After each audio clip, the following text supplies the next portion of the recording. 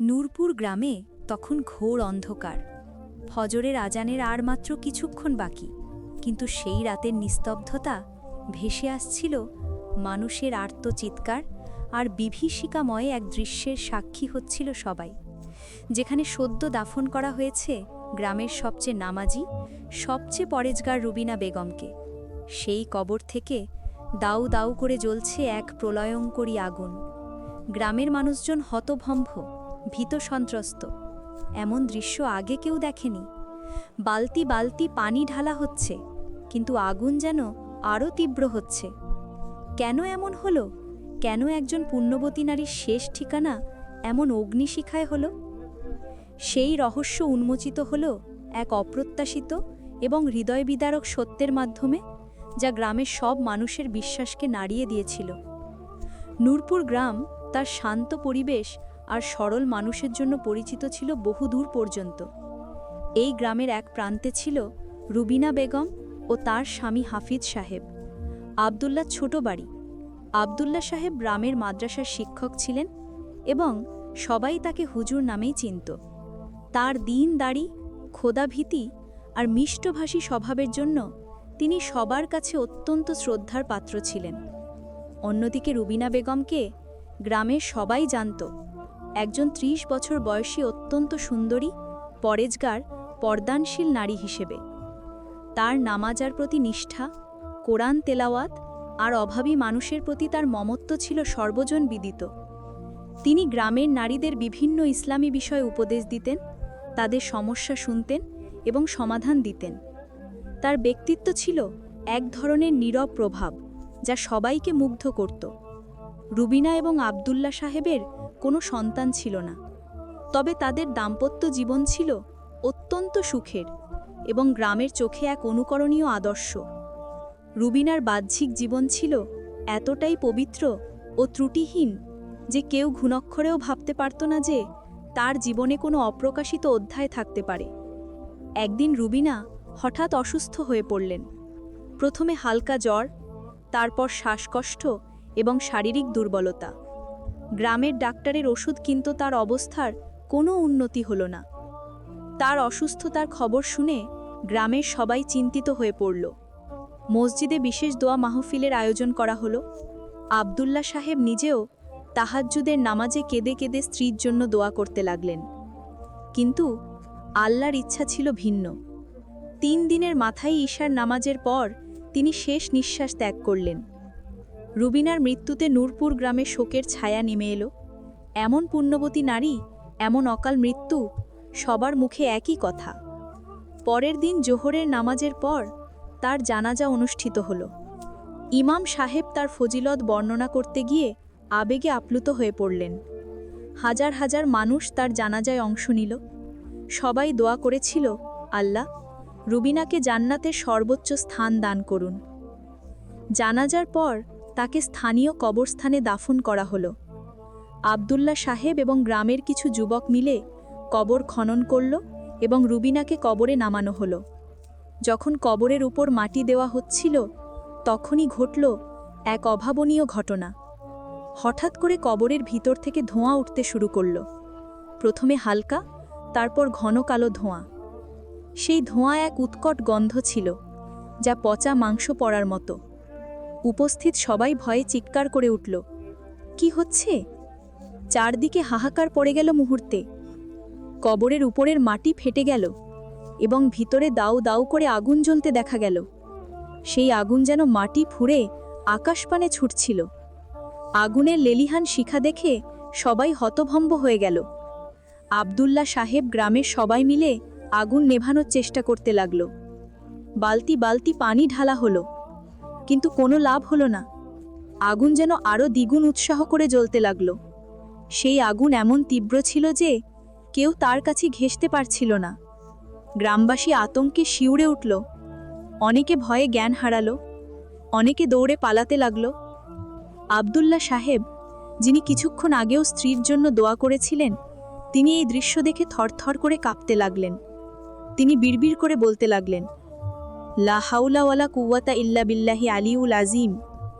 মুহূর্তেই খবর বিদ্যুৎ গতিতে পুরো নূরপুর গ্রামে ছড়িয়ে পড়ল। রুবিনার কবরে আগুন। এই কথা শুনে যে যেখানে ছিল সেখানেই স্তব্ধ হয়ে গেল।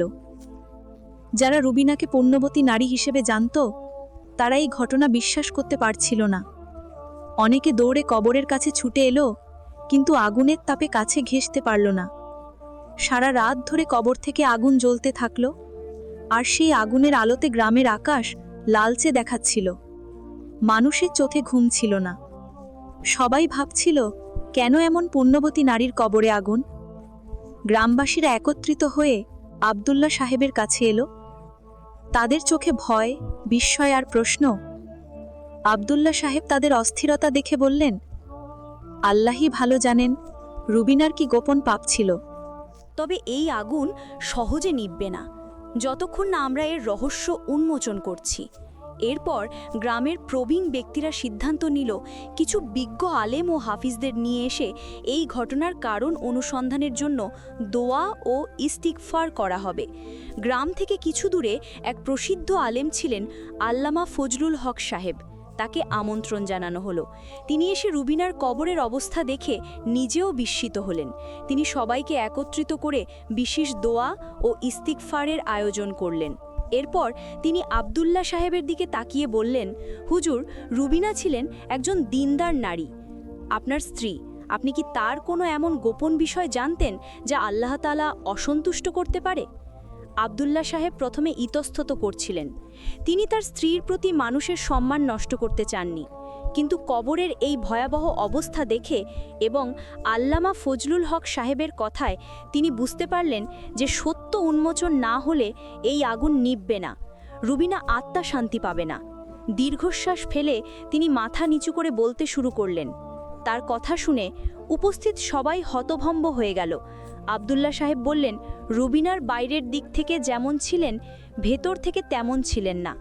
আল্লাহ আমাকে ক্ষমা করুন, আমি আমার স্ত্রীর এই পাপের কথা কাউকে বলতে পারিনি। আমি বেশ কিছুদিন ধরে লক্ষ্য করছিলাম, রুবিনার রাতে যখন সবাই ঘুমিয়ে পড়ত তখন সে তার স্মার্টফোনটি নিয়ে ঘন্টার পর ঘন্টা ব্যস্ত থাকত। প্রথমে আমি ভেবেছিলাম সে হয়তো ইসলামিক ভিডিও দেখছে বা কুরআন শুনছে, কিন্তু একদিন হঠাৎ করে তার ফোনে এই নোটিফিকেশন দেখে আমার সন্দেহ হয়। আমি তার ফোন চেক করে জানতে পারি যে সে গোপনে অশ্লীল ভিডিও দেখত এবং অনৈতিক চ্যাটিংয়ে লিপ্ত ছিল। আমি তাকে অনেকবার নিষেধ করেছি, বুঝিয়েছি, তাওবা করার জন্য জোর করেছি। সে প্রতিবারই তাওবা করত, আল্লাহর কাছে ক্ষমা চাইত, কিন্তু তার মন ছিল দুর্বল, সে আবার সেই পাপে ফিরে যেত। আমি তাকে কুরআন হাদিসের কথা শুনিয়েছি, কবরের শাস্তির কথা বলেছি, কিন্তু সে নিজেকে সংযত করতে পারেনি। সেই পাপকে ছোট মনে করত, ভাবত তার জন্য নেক আমল এই পাপগুলোকে ঢেকে দেবে। হয়তো এই কারণেই আল্লাহ তার গোপন পাপকে মৃত্যুর পর উন্মোচন করেছেন, যাতে আমরা শিক্ষা গ্রহণ করতে পারি। আব্দুল্লাহ সাহেবের কথা শেষ হতেই এক গভীর নীরবতা নেমে এলো। উপস্থিত সবাই হতভম্ব হয়ে গেল। তাদের শ্রদ্ধার পাত্র রুবিনা বেগমের এমন গোপন জীবন। আল্লামা ফজলুল হক সাহেব সবার দিকে তাকিয়ে বললেন, আল্লাহ তাআলা পবিত্র কোরআনে বলেছেন, মানুষের জন্য তাই রয়েছে যা অর্জন করে, আর যে কোনো পরিমাণ খারাপ কাজ করবে সেটা দেখতে পাবে। রুবিনা বেগম এই ঘটনা আমাদের জন্য এক বড় সতর্ক বার্তা। আমরা বাহ্যিকভাবে যতই ইবাদত করি না কেন, যদি আমাদের অন্তরে পবিত্র থাকে এবং আমরা গোপনে পাপ করি, তাহলে আমাদের পরিণতি অত্যন্ত ভয়ঙ্কর হতে পারে। আল্লাহ তাআলা মানুষের বাহ্যিক রূপ দেখেন না, তিনি দেখেন অন্তর। সত্যিকারের ইবাদত হলো গোপনে প্রকাশ্যে আল্লাহর ভয় রাখা। অনেক সময় আমরা ভাবি যে আমাদের ভালো আমল, যেমন নামাজ, রোজা, দান, হজ, আমাদের গোপন পাপগুলোকে ঢেকে দেবে। না, আল্লাহ তাআলা ক্ষমা করে দেবেন। কিন্তু ইসলামী শিক্ষা হলো নেক আমল যেমন স্বভাবের কারণ, তেমনি পাপ কাজের কারণ একটি অন্যটিকে বাতিল করে না, যদি না আন্তরিক তাওবা অস্বীকার করা হয়। স্মার্টফোন ও ইন্টারনেট আধুনিক জীবনের অবিচ্ছেদ্য অংশ। এটি যেমন জ্ঞানের জন্য কল্যাণমূলক কাজে ব্যবহৃত হতে পারে, তেমনি এর অপব্যবহারও মানুষকে অজানিত পাপের দিকে ঠেলে নিতে পারে। গল্পটি আমাদের প্রযুক্তির মন্দ দিকগুলো থেকে দূরে থাকা এবং সৎ ব্যবহার করার গুরুত্ব বোঝায়।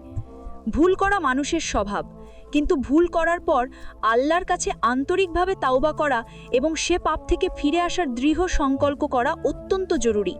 সবার জন্য অনুশোচনা, পাপ ছেড়ে দেওয়া এবং ভবিষ্যতে পাপ না করার দৃঢ় প্রতিজ্ঞা অপরিহার্য। শুধু মুখে তাওবা করা কিন্তু পুনরায় পাপে ফিরে যাওয়া প্রকৃত তাওবা নয়। নিজেকে এই বলে সান্ত্বনা দেওয়া যে আমার এই ছোট পাপ আল্লাহ ক্ষমা করে দেবেন, এটি এক ধরনের আত্মপ্রতারণা। কোনো পাপ ছোট করে দেখা উচিত নয়, কারণ একটি ছোট্ট পাপই একসময় বড় পাপের দিকে নিয়ে যায় এবং আল্লাহর অসন্তুষ্টির কারণ হয়। প্রতিটি পাপেই আল্লাহর অবাধ্যতা। রুবিনার এই ভয়াবহ ঘটনা আমাদের মৃত্যুর খবর জীবনের ভয়াবহতা সম্পর্কে সতর্ক করে। খবর হলো আখিরাতের প্রথম ধাপ। যদি কবরের জীবন সুন্দর হয় তাহলে পরবর্তী ধাপগুলো সহজ হবে, আর যদি কবরের জীবন কঠিন হয় তাহলে পরবর্তী ধাপগুলো আরও কঠিন হবে। আমাদের সর্বদা মৃত্যুর জন্য প্রস্তুত থাকা উচিত এবং এমন কাজ করা উচিত যা আমাদের কবরের জীবনকে আলোকিত করবে। এই ঘটনা আমাদেরকে স্মরণ করিয়ে দেয় যে আল্লাহর কাছে কোনো কিছুই গোপন নয়।